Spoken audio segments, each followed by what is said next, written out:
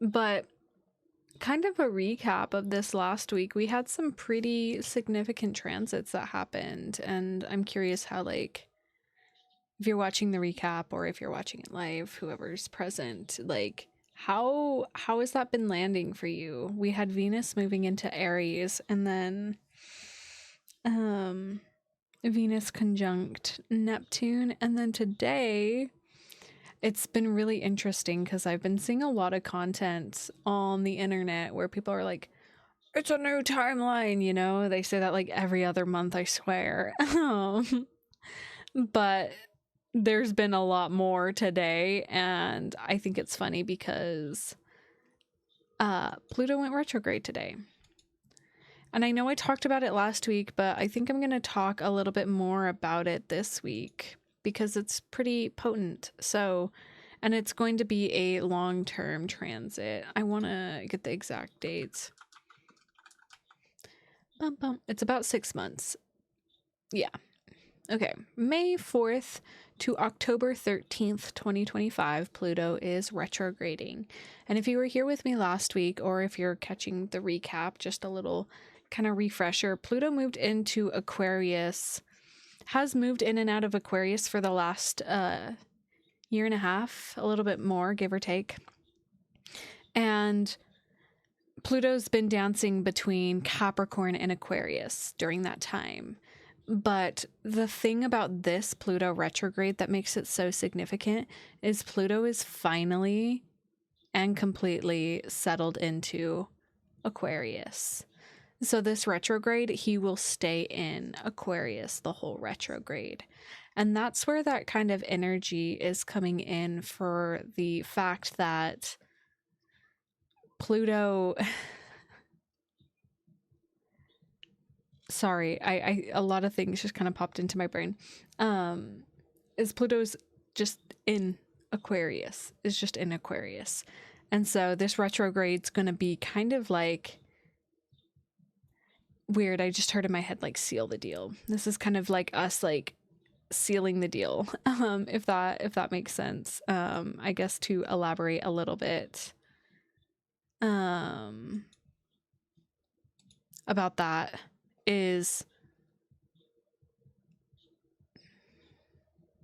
what I was going to say wasn't right. This is interesting. Again, like I said, the energy today is really elusive. I felt the shift. Pluto going retrograde. It might be the fact that, like, I've got some planets affected by this transit specifically, but when any planet goes retrograde, to break down retrogrades, is essentially, it is the illusion of the planet going backwards from the perspective of Earth. We're really familiar with Mercury retrograde, or we just had a Venus retrograde. There's Mars retrogrades, etc., etc. And these are essentially just the illusions of the planets going backwards from the perspective of Earth. But it does have this energetic resonance that affects us. And retrogrades are just the REs. So it's reflecting, reviewing, reconnecting, all of these things. And so when we take the archetype of Pluto, Pluto is the planet of death and transformation. It is life and death. It is rebirth energy. It is really, I always like to compare things to mythology, because that's actually where my astrology passion started, is mythology. And Pluto's is Hades, the god of the underworld. And Pluto retrograding gives this aspect of reflecting on death, on rebirth, on parts of us that are needing to be integrated. It's very interesting when we bring in the lens of Aquarius. When we bring in the lens of Aquarius, it's this higher mind octave. It's the collective consciousness. And that's why I think it's really interesting. I've been hearing like, we're on a new timeline. But it's kind of, there's something to that. There's this, within this 6-month period that we have happening here between May 4th and October 13th, this 6-month period of time is essentially our opportunity to like really ground in the new reality that we are wishing to embark on. And I feel like a lot of like what has been coming up within the astrology has been like really redefining and not even redefining, it's like refining what you are wanting to bring forward. And this Pluto retrograde is bringing it on a collective level. Something to keep in mind, since Pluto is the planet that's furthest away from us, Pluto retrogrades happen for a long time, so it's 6 months, and it happens actually pretty frequently. So if we were to take the population and look at their natal charts, about 50-50. 50% of the population will have Pluto direct in their chart, and 50% will have Pluto retrograde. So it's more of a collective thing versus a personal thing. So the key thing is looking at where Pluto is retrograding and is it affecting you personally. That's when you'll feel more of this texture on a personal level. So anything at the degrees between 0 and 3 of any fixed sign. So that's Aquarius, Leo, Taurus, and Scorpio. So take a peek at your chart and look at that. So that would be directly affecting you. So if you have a rising in those areas, it's going to be with affecting kind of the pillar houses within your chart too, if it's close to those degrees. But looking here, I was looking at the transits on my calendar.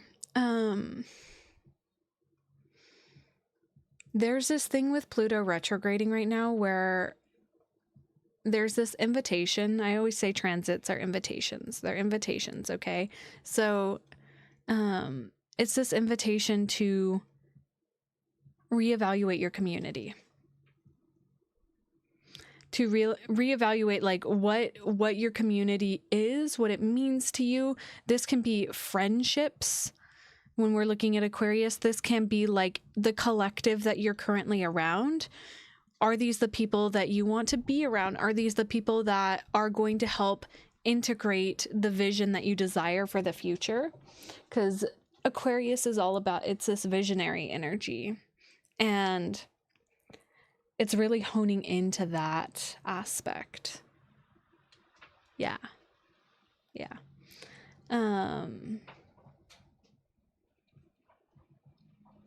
It's very strange. I'm not used to streaming to no audience, so this is actually really sweet and really humbling. I know some people might be just watching this without an account, which is totally fine. I'm used to engagement, and so it's kind of actually nice to just sit and straight channel the astrology versus getting derailed. But my Mercury is in Aries, so sometimes I jump around and I like that engagement, so is what it is. I've been really thinking a lot about Pluto too, and Pluto's lessons, and what Pluto brings from an from an evolutionary standpoint. And Pluto really is the gift of growth. We can't have our deep desires met unless we're willing to look at the equal and opposite of said desire. So anyways, Pluto retrograde starts technically today when I'm filming this. This is May 4th, which is wild that it's already May. I don't know if anybody else is feeling that.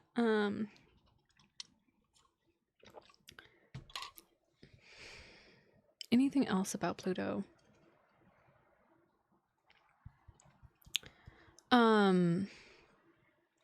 Another reminder with Pluto retrograde is this is going to be affecting the collective more so. So we're going to be seeing things happening more on a collective level and in our outer world, in our communities, and things shifting. And it's like, it's almost testing. This feels like a testing energy where it's like, are these new things that society is bringing up that is happening in the world, are they going to stick? And if they stick, then they are staying for the duration of Pluto and Aquarius. If they fall by the wayside, it's not continuing. And so if we take that on a personal lens, right? If we take that in the personal aspect, then think about that within your life. So I'm also invited to have you guys look at what house is Pluto transiting in your natal chart. Where is this happening? Where is this like kind of like final little push? It's like the final like setting. It's like setting the table is what it feels like. Like cutlery do you want? Like what's the setting? Yeah, okay, this is when I channel the astrology, it always comes into like different pictures, and it's like I'm seeing like what's the color palette, what's, you know, what's the tablecloth, like, and really getting clear on like how do you want to set this stage, set this foundation for yourself for the next 20-ish years, as Pluto is in Aquarius. I want to look at the exact dates of Pluto in Aquarius until, well, Aquarius length about 18 years, so until March 8th 2043. Okay, so that's about 18 years. And it'll probably it will do that thing where it goes in between Aquarius and Pisces. Oh god, Pluto and Pisces. That's gonna be something I'm not gonna think about for 18 years. Put that on this shelf. Oh god. Okay, let's look at this week ahead and really dive in more deeply to the specific transits that are coming up. So on Monday, May 5th, it's also Cinco de Mayo. So if you celebrate, happy Cinco de Mayo. We have Mercury sextile Jupiter. I'm looking at my astrological calendar here. So I want to look at it on the... So if you know anything about astrology, sextiles are positive energy flows. And so we have Mercury in Aries, sextile to Jupiter in Gemini. This is actually really exciting. This is a good aspect to start our week off with. This is giving a positive energy flow with our communication and our planet of expansion, Jupiter. So this is giving more like, I'm seeing more tangible ideas kind of taking, what's the word that I want? There's like a specific word.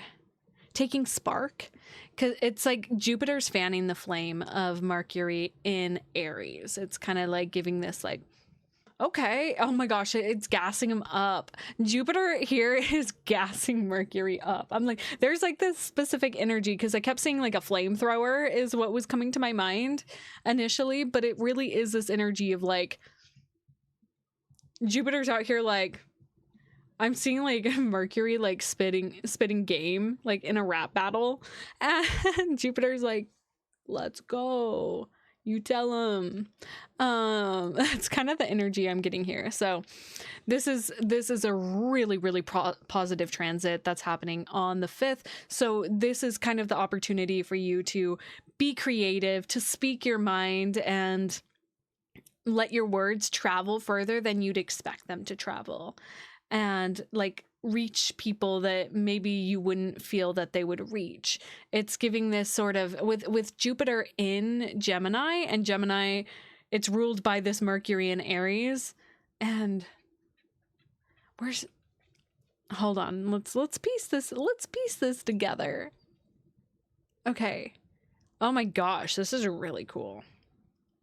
Okay, because Mercury's in Aries, and this Mercury in Aries is ruled by Mars in Leo, which is ruled by the Sun in Taurus, so there's a lot of like energy bouncing around with this, but it is positive and it is really cool. So fan the flames, let Jupiter kind of gas you up. Or this is also like the fact that Jupiter is ruled by this Mercury in Aries already. It's like giving this energy of,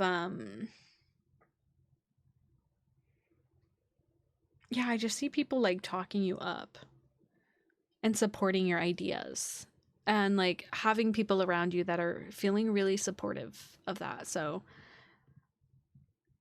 there's like a song in my head that's like, say what you want to say, let the words fall out. I want to see you be brave. Okay. That's what Jupiter's saying here, is like, it wants to see Mercury be brave, and it needs to happen. And I'm going to tell you why, because this leads into the next transit that I want to talk about. Because Mercury moves quick. Mercury's quick. Hi, I'm ruled by Mercury. Love Mercury. So hold on. Let me take a sip before we jump in.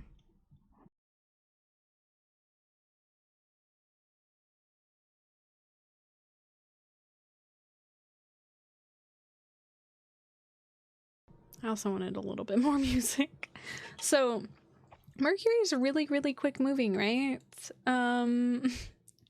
And Mercury is going to, on Tuesday, the 6th, so May 6th, Mercury is going to be conjunct Chiron. So there's like a lot of vulnerability happening here. So to break this transit down, a conjunction is when two planets are in orb of each other, which means they are next to each other. So Tuesday the 6th, we've got Mercury hanging out with Chiron. And just yesterday, Mercury was hanging out sextiling Jupiter. And so there was like this like vibe happening. And then he like comes close to Chiron and is like, whoa. It's like a jump scare. It's like, oh God.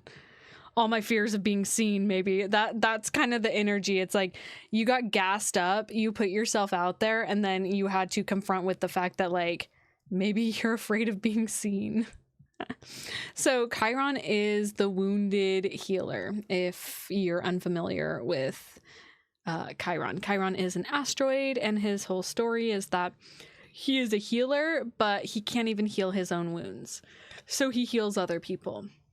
And so And through that healing, he's able to learn to eventually heal himself, but he has to go through the process of healing others first. So Mercury, I've been going through the transit of Chiron on my Mercury, and it's very humbling, and it's recognizing where you're afraid to speak your mind, to speak your words, to communicate, to share. And especially in Aries, it's like sharing from a very unapologetic place. And it's a little abrasive, and it's a little bit direct. And there's a lot of negative connotations about that. Mercury in Aries is kind of brash and abrasive. Hi, my Mercury is in Aries. We tend to be people that like just say it how it is. We just say it straight up. Obviously, mine's a little bit different because it's in the 8th house, so it's a little bit more different. But what I'm seeing here with Mercury and Chiron is recognizing there's kind of two threads that are coming to mind here, is recognizing how words hurt, and words can be used as a double-edged sword. They can be used to maim, and they can be used to, you know, it's like casting spells. Like you can speak ill, or you can speak your will, if that makes sense. Like I'm seeing it, that sort of scientific process where if you sit and speak negative affirmations to water, something happens. It's like to ice and then crystals. There's this whole process about, you know, how powerful our words are. And so there might be a deep recognition here with Mercury conjunct Chiron of how you speak specifically to yourself, because Aries represents the ego, the identity, the self, where how do you hurt yourself and how do you limit yourself based off of what you're saying to yourself? Food for thought. Food for thought. So that is coming up on Tuesday, and that brings in this aspect of reviewing the words, the thoughts, and so there may be potential opportunities for you to look at that. Or it might just be a quick reflection of like, oh wow, maybe I was a little bit more mean to myself today than I normally am. Or recognizing how you build your reality based off of your thoughts, and maybe you're not actually where you want to be because your mind. I'm going to take a look here.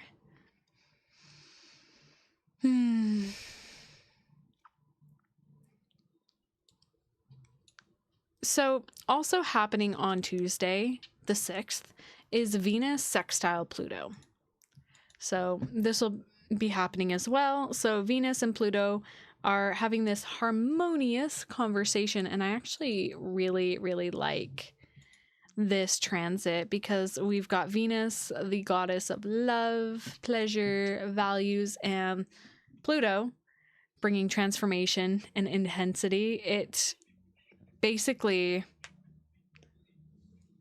how I'm seeing this is like what and how you love, which is Venus, right, will feel harmonious and rewarding, bringing in transformation and intensity with Pluto here. And it's very interesting. Something very specific is coming to mind here as I think about this transit.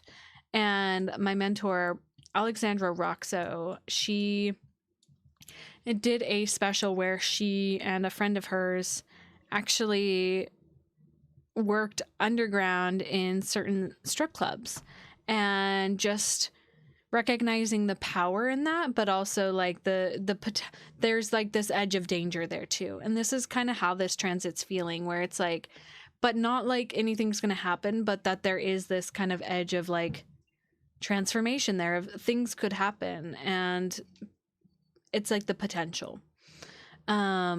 Venus sextile Pluto's in Aquarius, Venus is in Aries. Aries is all about self-reclamation, and that's been happening big time with this Venus in Aries.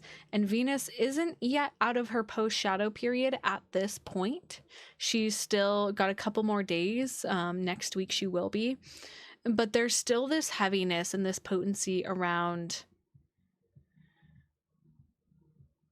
recognizing the path that you've been going on the last 5 months, really, of the Venus retrograde cycles, and like really getting clear. And Pluto's coming in with this hand of assistance. It's almost like, I love the imagery I get with astrology. I see it as like we've got Hades, the god of underworld, and it's like him offering Venus, Aphrodite, like almost like something to help her on her path or on her journey. And so you might be getting some insight or wisdom, or like something's going to click for you as far as like why you went through the things you went through during the retrograde period, why certain things ended, or why a part of you changed and transformed. And it's like integrating that and like settling into that knowing. It's really beautiful. I also see this as like embracing your quirky, weird energy too. It's very interesting with Pluto here in Aquarius, where it's kind of like this, I don't know why I got like manic pixie dream girl, but it's like almost embracing that, yeah, you're a little weird. But it really does feel like this invitation of integration around everything that's been happening with the Venus retrogrades and the eclipse cycles. So that is what's going on. Okay. Okay. So a couple other things I want to talk about, and normally I don't talk about the moon phases because they move so quickly, but they do kind of guide and direct the entire week because the moon is our unconscious reactive habit patterns. And we have a full moon that is happening next week, like the following week on the 12th, and I will be posting a video specifically about that. So keep your eye out on my YouTube because I will be sharing that there. But essentially, we have the moon entering Libra. Sorry, let me close my little chart thing. I want to get the specific date here. When does moon? So okay. On Thursday, so Thursday and Friday, and then a little bit of Saturday, the moon will be in Libra. And this moon in Libra is actually this invitation for us to like really sink into the last lunar phase and like what had happened during Aries season, and like really start to reflect on the lessons and what surfaced at that time, because this full moon that we're having in Scorpio is going to be very revealing. So, and we'll talk more about it next Sunday, and we'll be talking about it in my YouTube video, but this moon in Libra is setting us up, is having us really reflect on where we've been within the last month. Like it's this big reflection pause moment of like looking at things, and it might be a moment of like, oh shit. There's also this sort of energy of like things surfacing at this time to be reviewed with the moon here in Libra. So that is a little interesting aspect of this week. And that is, again, on the 8th through the 10th, the moon will be in Libra. Now on the 10th, so on Saturday, May 10th, Mercury enters Taurus. Yes.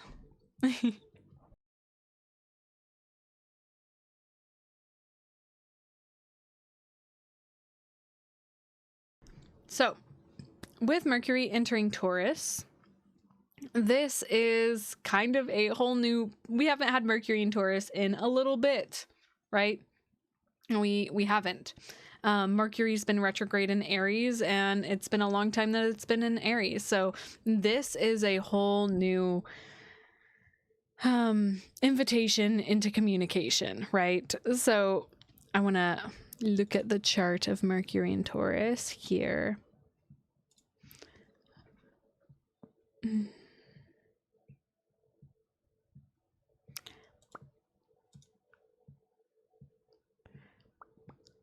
Here and now, and then we'll do the 10th. Calculate.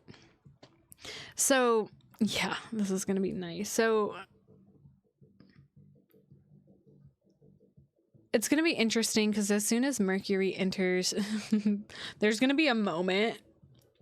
There's going to be a moment like that Sunday, maybe late evening Saturday, or a moment Friday evening, so the 9th into Saturday. The moon and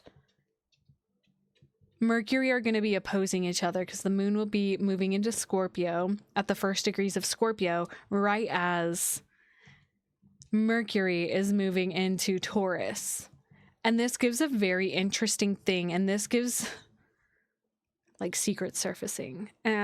Something's coming up, something's being unearthed.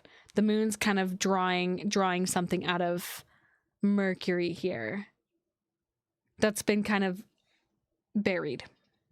So interesting, because like that's the first thing that caught my eye, was that sort of aspect happening here. Mercury moving into Taurus. So Mercury will be in Taurus.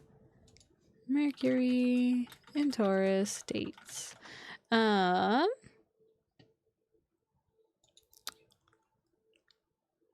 It will be there until June 3rd. Interesting. What's weird is I think my calendar's off. No.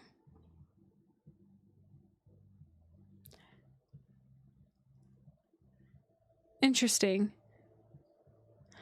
Huh. My calendar that I have says Mercury enters Taurus May 10th, and then a couple are saying May 15th. Weird. But it's definitely May 10th, because on my calendar, on just calculating it, it is weird. What a little like mandala moment. Interesting. Okay. Weird. Whatever. We'll talk about. So this brings like tangible action to our communication style, to like receptivity to your thoughts and ideas. That's Mercury, right? And Taurus is all about the body. So it's kind of bringing in this alignment of the mental realm into the physical realm and actually bringing those thoughts to life. So I'm also feeling the seeds that were planted at this new moon in Taurus that we had last week, which was on the April 27th. I feel like this is going to help be fertilizers for this. And it's interesting because of all the other little Mercury related transits that we have happening throughout this week, where Mercury's sextile Jupiter, Mercury's conjunct Chiron, moves into Taurus, opposes the moon in Scorpio. So things are coming up, and then moves into Taurus. It's kind of like this like initiation of sorts, so that you can actually like start to tangibly bring things out. This Mercury in Taurus is going to be pretty supportive of this, supportive in the way of this full moon that we're having on the 12th, like in this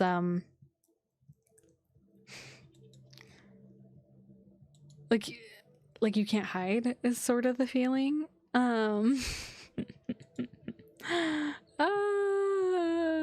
It's gonna be cool. It's gonna be cool. So a little TLDR about Mercury and Taurus. This brings in, like, I'm a big fan of teaching styles and understanding like how the different Mercury positions learn, and Mercury in Taurus is hands-on, like getting your fingers in the dirt, letting yourself feel the process and know the process in your body. It has to physically be done. So if you natively have Mercury in Taurus, that's how you've been able to learn things. You have to physically be doing it yourself. You have to be feeling the seed in your hand and planting it in the earth and taking the shovel and burying the seed. Like watching somebody do it is not going to click. So if it's something that you're learning, and that's going to be kind of the supportive process that we've got with Mercury being in Taurus now, where it's like, now it's time for hands-on application. With Mercury having been in Aries and retrograding in Aries, we had this process of like conceptualizing things. A lot of conceptualization was happening the last few months, a lot of reviewing and looking at things and conceptualizing things and letting go of things that weren't working. And now Mercury moving into Taurus is really bringing in this grounding energy of like, now time to embody it, or like actually integrate it into the body. So these sort of ideas and concepts that you've had about yourself, or things that you've been letting go, it's time to like either like let them go out of the body or like integrate. I'm thinking, for example, like maybe you've been thinking about starting a business and like you've been on the side of it where you've been researching, looking at things, conceptualizing things. What would it look like? What would my life be like? And now it's time to actually be like, okay, I'm building the website, I'm posting on social media, I'm actually going to go do said thing, go actually bake the bread. I wanted to have a business where I make bread. Make the bread. You can't just be sitting and looking at bread videos all day. You have to go and make the bread. And it's funny that I'm saying make the bread because it's like Taurus is all about money too. So it's like so unintentional, but it really is that energy of like actually doing the thing. I'm not gonna lie, low-key I'm loving that nobody's here in the chat. If people are watching just like without being signed in, hi, like you should say hi to me. You should sign in and say hi to me. But also like, I'm kind of liking this. I'm kind of liking my flow not being interrupted. So who knows? Maybe I'm gonna stop streaming. Maybe I'll just find something else to do with streaming. Let's check and see any other transits on my calendar here. Very, very interesting. This is just, yeah, Saturday's a very interesting day with Mercury moving into Taurus and then opposing the moon entering Scorpio immediately. Very, very interesting. Very interesting. Fun stuff. That's basically it for this week. Like that's what's been going on. This week, there's still a couple other things, like Venus is still in, like I mentioned, she's still in her post-retrograde shadow, so there's some integration happening with Venus transits there. Mercury's a key player this week, so just recognizing communication here. Pluto retrograde is a long transit. It's going to be happening for 6 months. I'm going to do a specific video on Pluto and talking more in depth about Pluto, so if you don't follow my YouTube, oh, cute. Send garden pictures, please. No, I was just literally saying to the chat, I don't know if you heard me. I'm like, maybe I just film a video to put on YouTube. I don't know. I just work here. But I love giving people the opportunity to just like chat too. Maybe selfishly, I'm just so like detached from people that like maybe I'm just longing for connection. But I'm gonna be posting the recording. Why is everybody popping in now? Guys, I'm gonna end the stream soon. Stop. You guys missed all of it. I sat and yapped for 45 minutes. Um, that is so funny. What you cats doing? Hey, girl, he literally is just existing. But I'll be posting this on YouTube, and then the recap's always available on, it's always available. Oh gosh, you got, what? My cat just brought gifts of dried grass. Thanks, sister.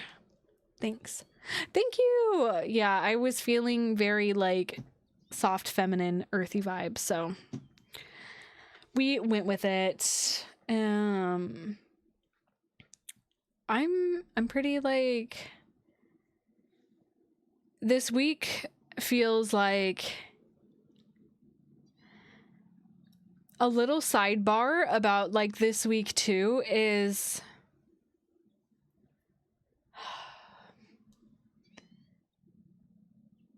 it's funny, there's this little spider on my ceiling. And he looks like a little crab. I get so distracted. But sidebar about this week is the fact that there's just gonna be things surfacing, and there's this need to have discernment around who are you sharing things with. Who is in your corner? Again, that kind of reflects on this Pluto retrograde energy is of like really recognizing your community, who's in your community, who you're building community with, and also recognizing, and this isn't like fear mongering, it's just like sometimes it's okay for things to just be between you and God. You don't have to tell everybody everything. Like, you're allowed to have secrets. You're allowed to have things that are just sacred to you. That's coming up a lot, especially with the full moon that's going to be coming. Like, things are going to be surfacing, and there might be a desire, especially with like the Mercury transits of like, I've got to say things, I got to share them, and like maybe word vomit things. Like, just be discerning on like who you share what with. And also another big piece that's been coming to mind too, especially for this week and just like a couple of the transits coming ahead, like within to the summer, is like, I was sharing this with my friend Colleen, is some things you can't predict. There are some things that are meant to be secret. You can use all the forms of divination you want to do, but like, there's some things you just can't predict. And like with that energy, it's not like you are supposed to have unexpected things in your life. And like I had a very unexpected thing come into my life. Like, I literally could not have expected it at all. And no, I'm not going to be sharing it with people, so don't ask. But it's still like, there's this energy of like unexpected things. There's this energy of like, if you know something's coming, then you can change the outcome of it. And some things you just can't change the outcome of. So, sip my electrolyte tea there. Yeah. Life is very, very interesting in the way that it does that. It was one of those concepts that really, really hit me, especially for this week, is like, some things are just meant to be unknown. And just like stop wrestling with your cards and stop wrestling with God to tell you what. It's just like, just trust. Just trust. Just trust. Just trust. So that's it for me. I've been yapping a lot today, and I'm in my luteal phase, so I'm just gonna go lay on my deck and lay in the sun and absorb the vitamin D. I can't help it when I'm wearing tank tops. I'm so sorry, guys. I need to clip that out from the recording. I can't believe I just flexed on camera. Okay, it's fine. Okay, I'm gonna go now before I embarrass myself further. I will be live next Sunday at the same time, probably, unless I change my whole system of how I do things. Maybe I won't stream. I don't know. I like streaming. It probably won't change, but I'll be live next Sunday, and then the following Sunday I'm actually going to be in Las Vegas. And that is the, let's look at my calendar again. Let's look at the month. Yeah, that is the 17th. I will be out of town in Las Vegas at EDC. I'm going to be partying. Your girl who never parties is going to be partying. It's going to be very humbling. That is for sure. So I will have a pre-recorded transit video for you guys for the following week so that you guys can still have this, because I'm being consistent in my business, which is hard for me. And we're working on it. Okay. I love you guys so much. I will see you next Sunday, or in my Discord, or wherever I see you guys. There's all my stuff. Join the Discord. Get a reading with me.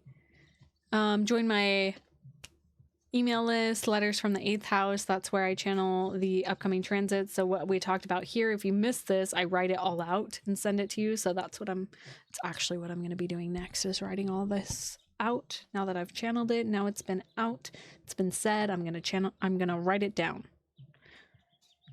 Awesome. Sweet. Thank you, Tasia. I will post it as soon as it stops rendering and all the stuff, and I might trim it up a little bit so it's not as chaotic. So I'll see you guys. Bye. See ya.